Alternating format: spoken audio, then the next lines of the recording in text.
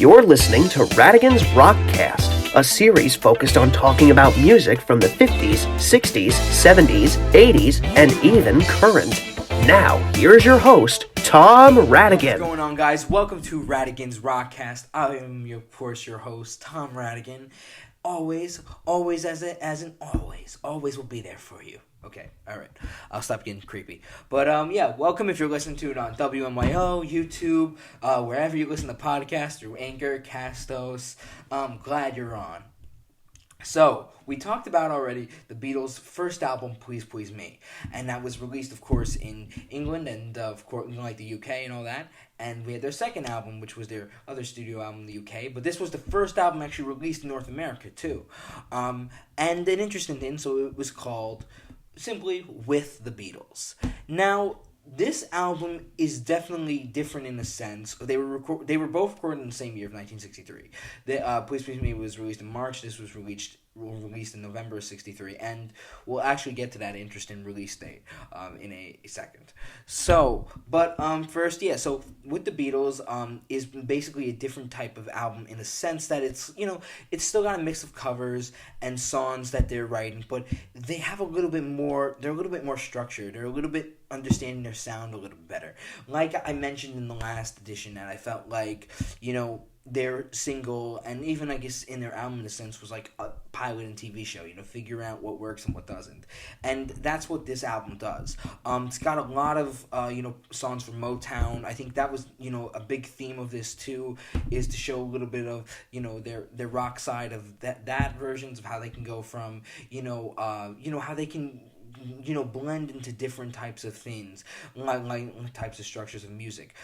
They even have a show tune song from the Music Man, Till There Was You. But, and before we go into the songs, really, let's talk about the release date. So, in 1963, that was when John F. Kennedy was president, but he got assassinated on November 22nd. This was the day the Beatles album was released in the UK. And, in a sense, too, what has been known about, of course, because the JFK assassination was something that, of course, was horrifying for, people to see, considered some people saw it on television. But, the Beatles brought this uplifting message at this time because, they were, they really brought this uplifting message of, this, just good feel-good music and all that stuff that came around. So, and of course, in a few months they would be on the Ed Sullivan Show, playing to millions of screaming girls.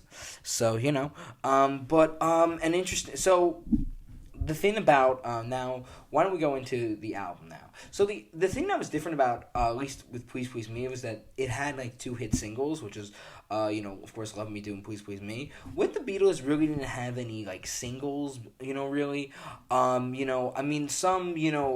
songs that are still really popular are, of course, there's like All My Lovin', considering they played that on the Ed Sullivan Show. Same with Till There Was You, they played that on the Ed Sullivan Show.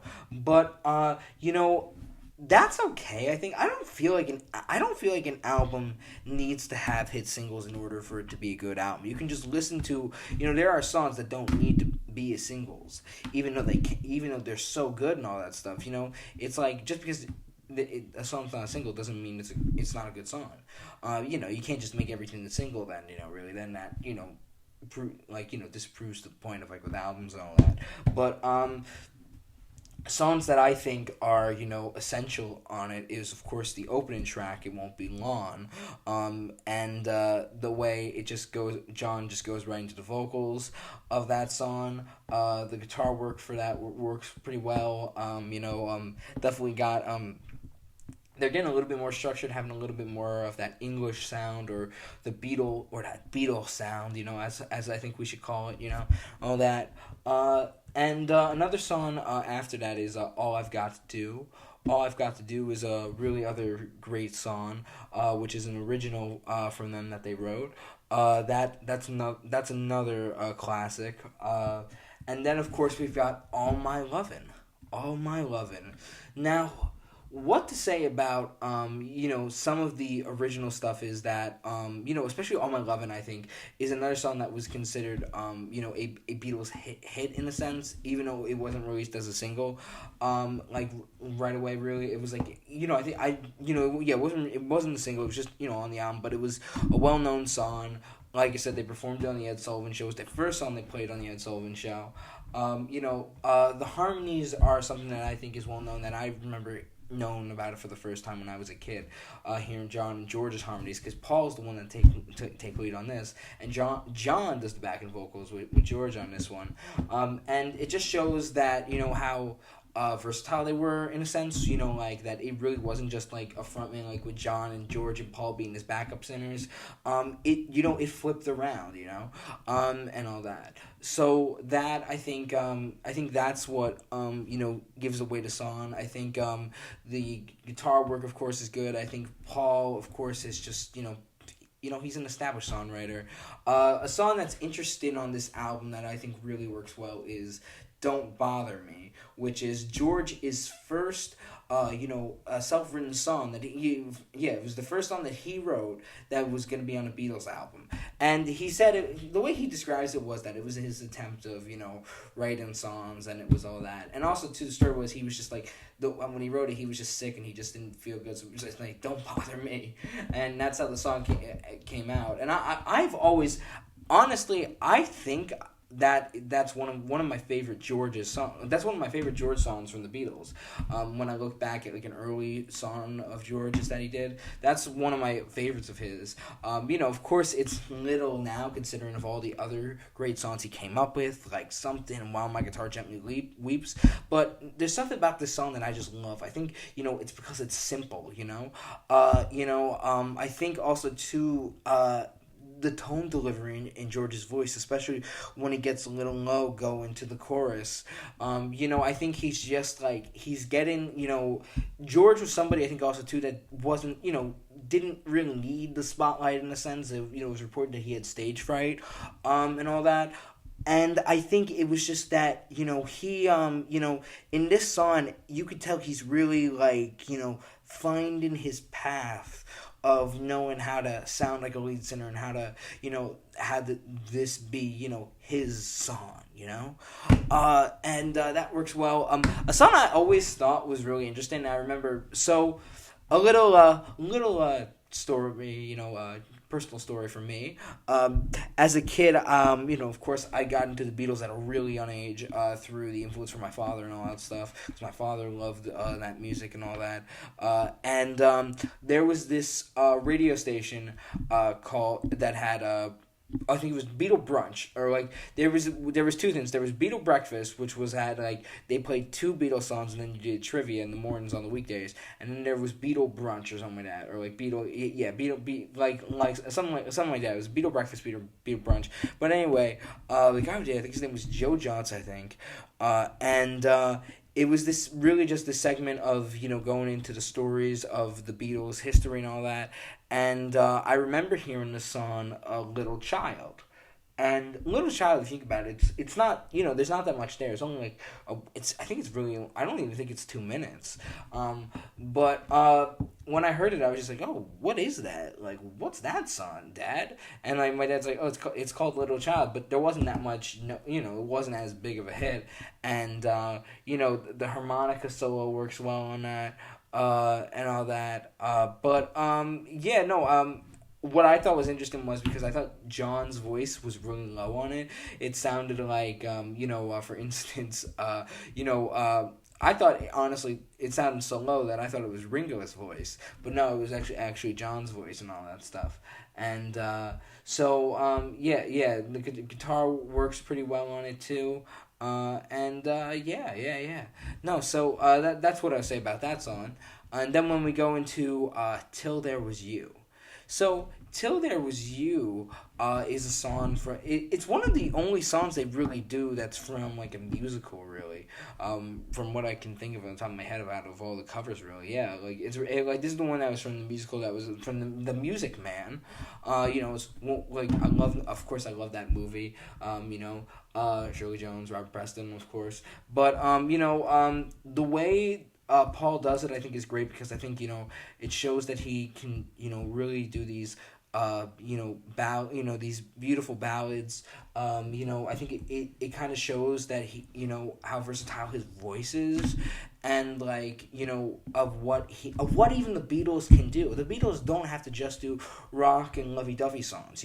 They are able to play emotional love songs that go more in depth, and all that. And I think and an interesting thing is this was played in the Ed Sullivan Show, and this was when their names, when they played the song, this was when their names were introduced to the public. So you saw and then of course it was that famous, so it had it showed Paul, then it showed Ringo, then it showed George, and then it showed John, and then it had Sorry Girls, he's married.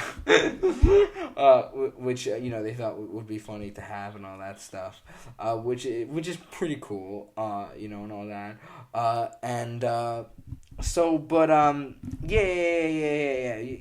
it's pretty cool that was the song that that's how they got introduced, was when they were playing that song, it was considered I think a memorable song from that period, especially, and one of their covers that I think is well known. And then now we talk about well known covers, and my dad talks about how these covers were played on the radio a lot, which was Mr. Postman by the Marvelettes, Motown group, and of course Chuck Berry's song Roll Over Beethoven, that's sung by George. So Mr. Postman, I love just all the harmonies from John, Paul, and George's voice on it. Of course, John doing the lead and all that. And they just do it so fun, They just when because honestly there are some people who are like, oh, I only like the later Beatles stuff, they didn't do anything really that good in the early days. And yeah, of course there was their pop era stuff, but I always liked their early stuff too. I like their early stuff just as much as their later stuff. There are some days where I need to listen to From Me to You or A Little Child.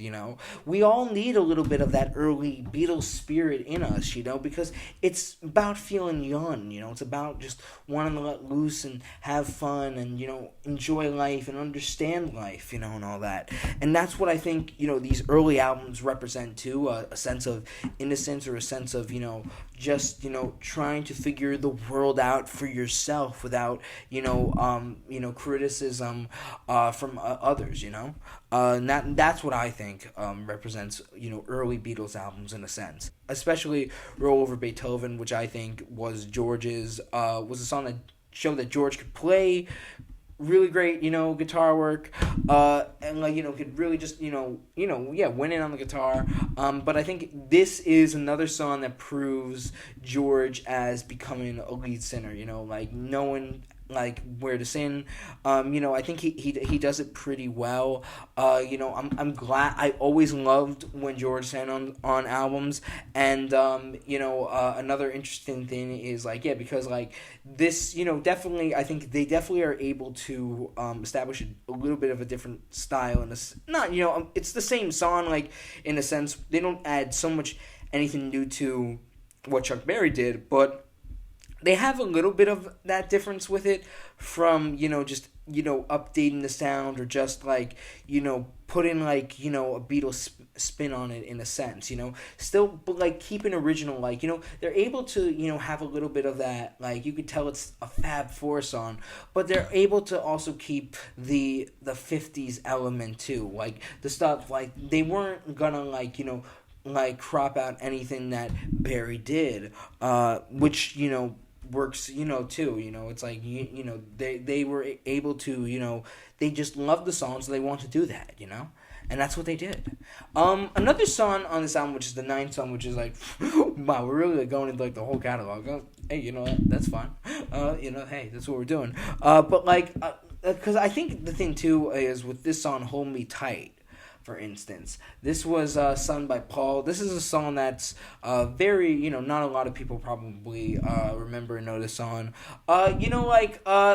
It's funny because my dad and I were talking about this, and my dad always talked about how he loved the song and how he always thought that it was funny how it just was never as picked up or well known in a sense, and just always overlooked upon, and it is overlooked upon. Like thinking about it now, it's got a catchy melody, a good instrumentation, and that's really what you need in a song is a catchy melody, a good hook, and that's how you get a hit song.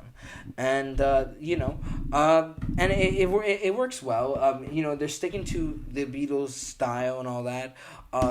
Still, I mean, it does still seem like it's like one of those prototype songs, like something like I think even like for Please Please Me, There's a Place.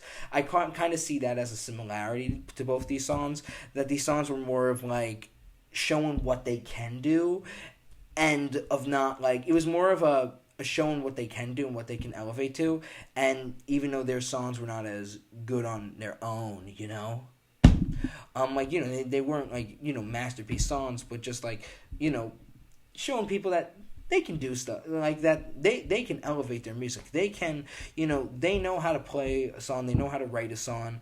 And of course they came up with, they became, more, they had more songs throughout, their catalog. But these are definitely songs that if you haven't listened to, would definitely check out, definitely recommend. And then we've got one of their covers, which I think is probably their best cover on this album, I think, is You Really Got a Hold on Me from Smokey Robinson and the Miracles. I think the piano playing on this works, the guitar beat, how they do it so slow. John's voice just works well. John was the right Beatle to sing this song. But what I really love, and I've mentioned this before, that about how in the early days George was just a great backing vocalist, and on this song you can really hear him well. And even though Paul is on the song, George dominates, I think, the backing vocal harmony on this. And of course, in the call and response when they're like, "You really got a hold on me," you really just hear George going all at it, and you could just tell in this song that these guys, have this camaraderie and this chemistry, and they're just like these friends that can just, have fun and, just, sing and play a good tune together, and that's that.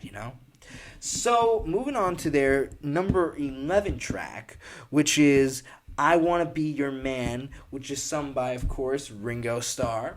Now, this is an interesting song because it was actually a song that was given, that John and Paul gave to the Rolling Stones. But an interesting thing, though, too, is that, because they needed, a song for their album and stuff, so they did I Want to Be Your Man, and they gave it to Ringo and all that.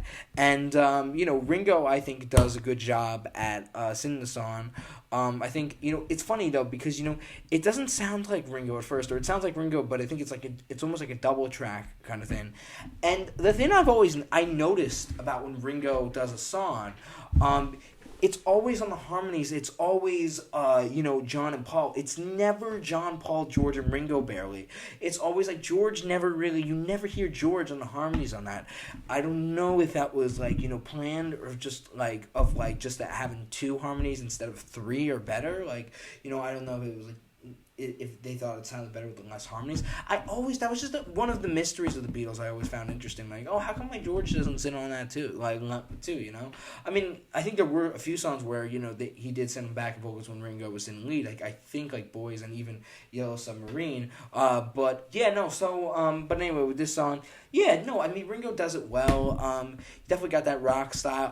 I gotta say, I do think I like this. Of course, I like this song better than the Stones version, I think. I'm more familiar with this version. Not that I don't like the Stones version. I think the Stones version was a little bit more, still not, because it was there for a single, so, not well polished in a sense. They were, of course, able to come up with, a better career and catalog as time went on, too. So that's what I'll say about them. But I think with Ringo doing this song, I think it's a good song for him. I think it's definitely a signature Ringo tune. I think, he definitely, I think, does a good job at making it his own. Is it the most memorable? Like, no, like I say it's like it's his signature song in a sense, but it's not his like it's like I would say it would maybe be considered one of his signature songs in like maybe like six, like on maybe like six or like the fifth, like out of the five signature songs for him. Is it the most memorable tune from the Beatles? No, but is it a good track to just listen to when you're having a bad day, or just whenever you want to listen to some music? Yeah, of course it's a great song to listen to. It's actually used in the film that The Hard Day's Night too. So, which we'll talk a little bit more about that later as well. So don't worry about that. But okay. So now we have like three more tracks that we're gonna mention. So there was "Devil in Her Heart," which was another cover that George sings. This is actually too an interesting thing to point out is this is one of the two albums that has 14 tracks that George sings three songs on instead of two. Every other song he either sang two or just one song. But out of the albums that had 14 tracks, there was only two that he had three songs on. And it's funny how it was the second album. And all that.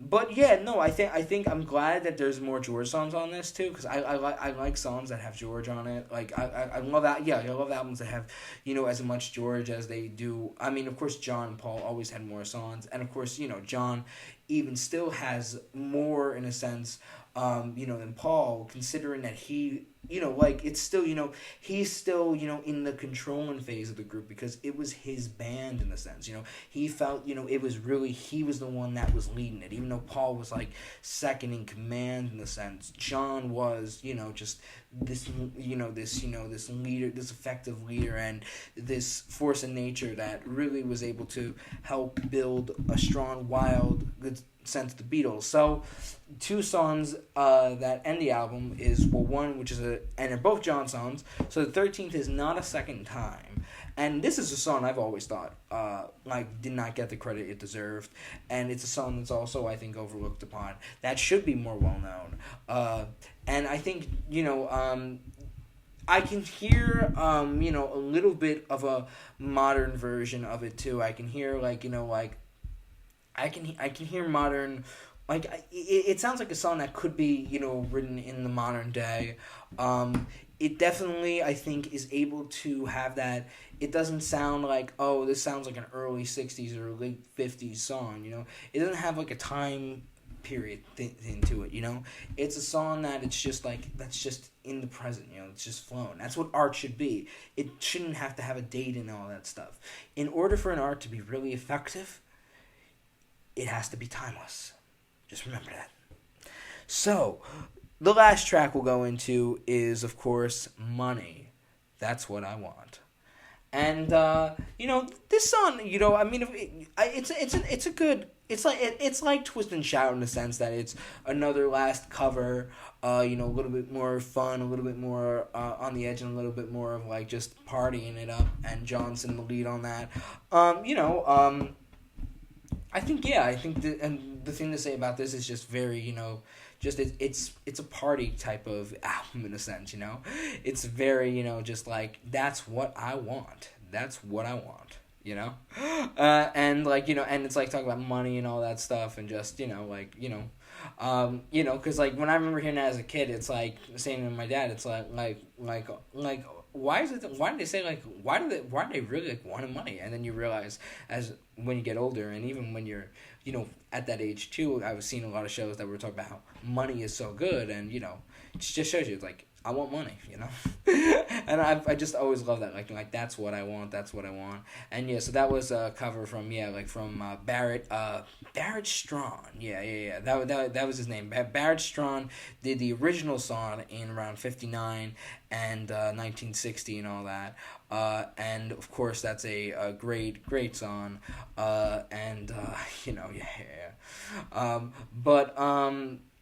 so that's my take on the album. What I will say is, because like I say, I label this by, I don't do any number ranking. How I label it is by going into what I think, what I would call it. I think this is a very, underground record. in a sense. So I would call it, really like, maybe the word, I was going to call it smooth. But I think what's better is underappreciated, I think, is a word that should be used to describe this album. Because this album is something that I think is very overlooked upon in the Beatles catalog, in a sense. But I think, because of course it didn't have the hit singles on it.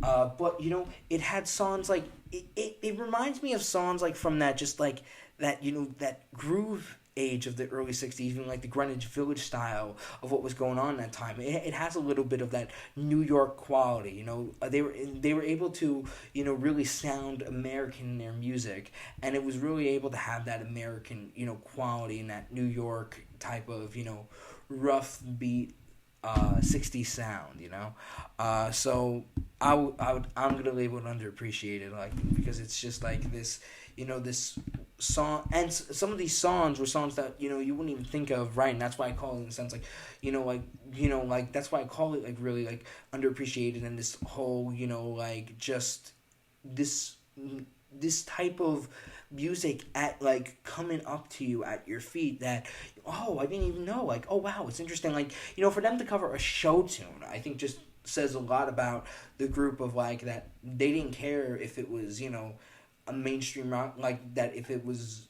not a rock song, they liked it, they did it, and they were able to find a way to make it work. So that's it for today's edition. I really appreciate you guys for listening in, and see you guys next time. Bye.